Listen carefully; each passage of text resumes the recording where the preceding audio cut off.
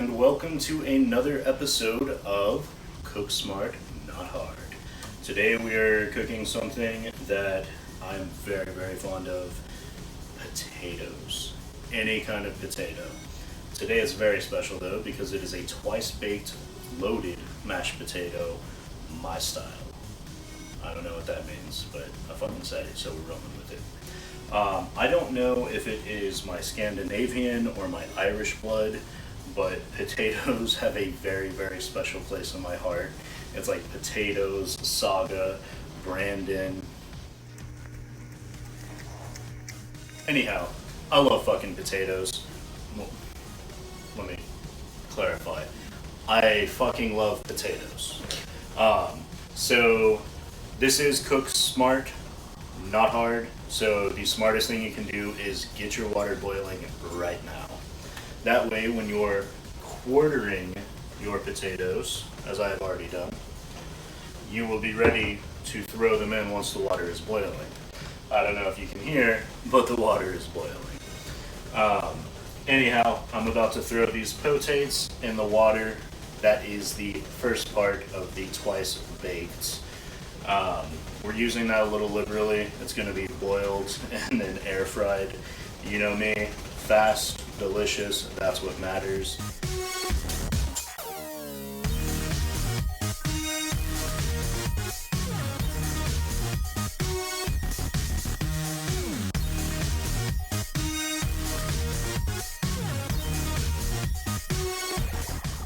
Alright, so I have salted boiling water.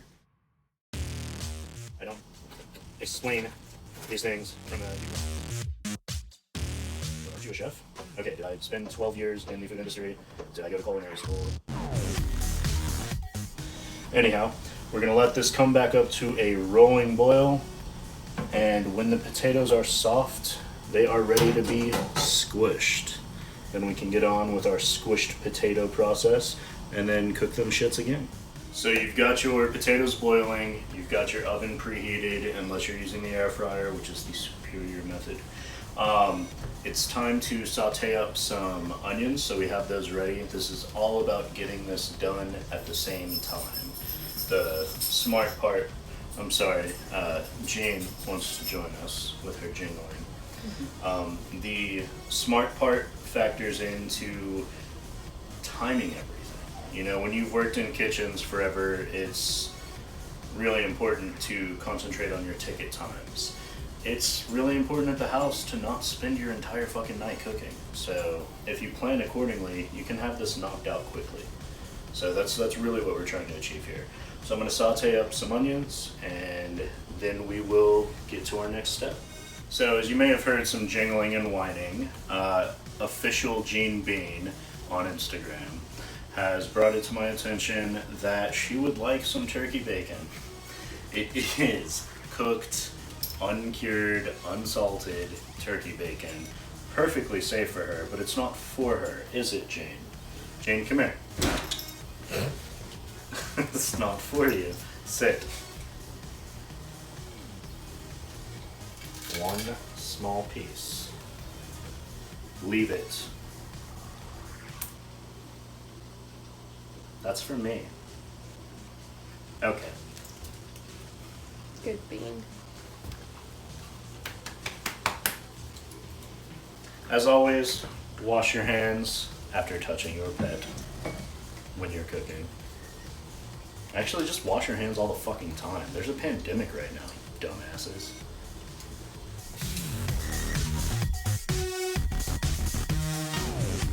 So we've got our pan heated. Gonna add in a little bit of olive oil. And we're just gonna get these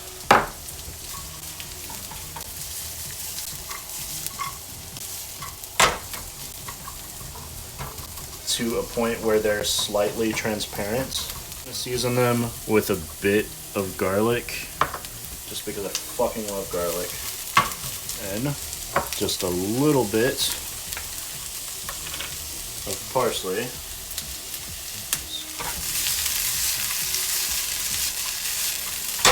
So it is important to make sure you are consistently stirring your potatoes Depending on your cookware, they can sometimes burn on the bottom if left unagitated. So usually I won't have a problem in a pot like this.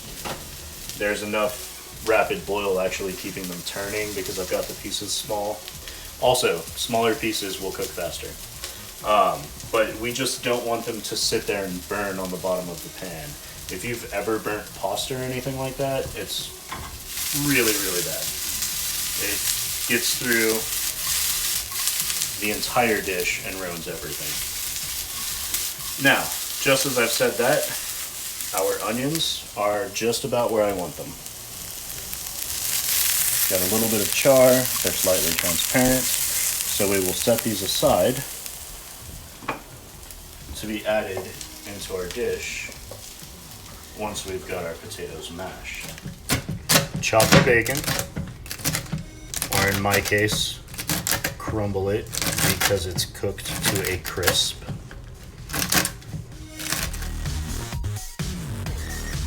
When making squished potatoes, the best way to test if they are squishable is to try and squish them. So we will do just that. We're taking one potato wedge out and just seeing if it's easily manipulated with a spoon, and that is rather soft. Also, I love potatoes. Oh yeah, that's ready. Do not overcook them. It will become a watery mess. So it's time to get these out of the pan, out of the pot rather, and strained. Alright, so once your potatoes are strained, you can start using a potato masher to mash them.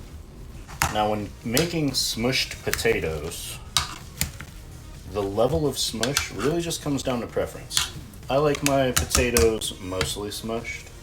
Some people like to use an electric mixer and actually whip their potatoes. For our purposes, we're going to go with mostly smushed because we want to brown the top instead of having a foam to brown. So once you get a consistency you like, then we can start mixing in our other ingredients. Now we're going to add our components that really make the potatoes potate. A lot of people say to use heavy cream or milk. A lot of people like butter. A lot of people will tell you to use sour cream. I, however, use mayonnaise. If you think that's weird, that's fine. Alright, so we're going to start adding our other components. A lot of people notice I did not use butter. Why didn't I use butter? Because butter is fucking delicious, but not necessary because I used mayo. Don't ask me why that makes it not necessary, because I fucking said it. Just trust me. You're watching my show, right? You are. That was garlic.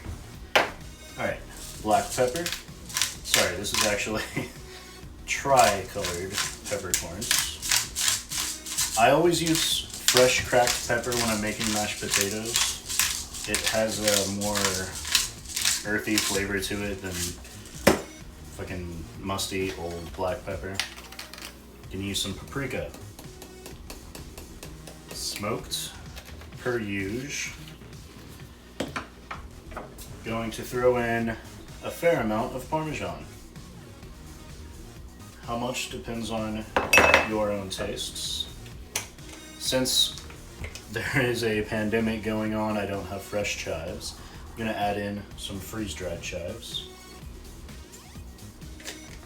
Fair amount. This is loaded mashed potatoes. Going to add in some rosemary, just because I love the way rosemary tastes with potatoes. There's no other reason. Make it your own. If there's something you want to throw in, throw it in. I would typically put some jalapenos in this, but the jalapenos I have currently are a little spicy for saga, so we won't do that today. This is parsley. Then we're going to add a little more salt.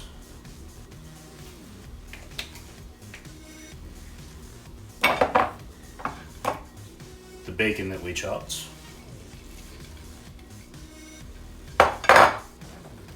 The onions we sauteed. And a lot of people are gonna be like, no, don't put the cheese in yet, but I'm fucking doing it. Why am I doing it? Because that's the way I want to. So now you start to mix it, fold it in from the edges.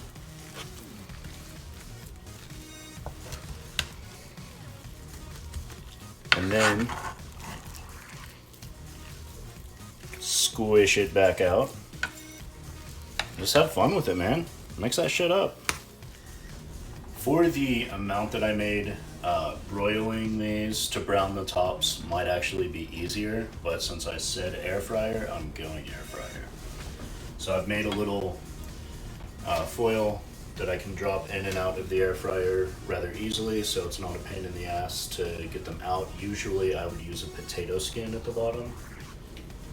However, because of the pandemic and social distancing and availability at grocery stores, I'm using baby red potatoes, and those potato skins are rather small.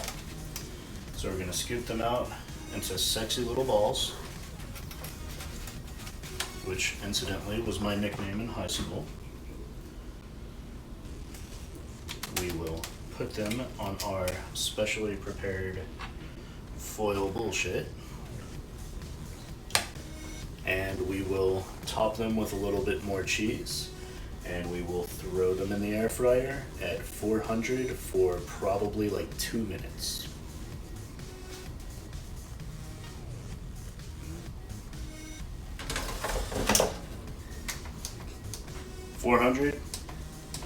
Literally just a couple minutes, and we'll just keep an eye on them. We'll check them and check for the brownness that we're desiring for the cheese.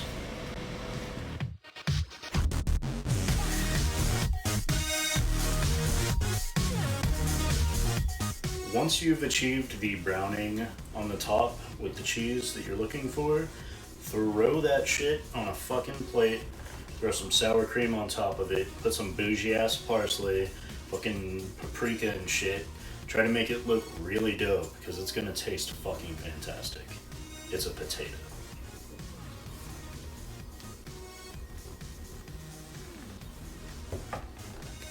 That's what I got. Like, subscribe, tell your stepdad. Anyway, thanks for watching.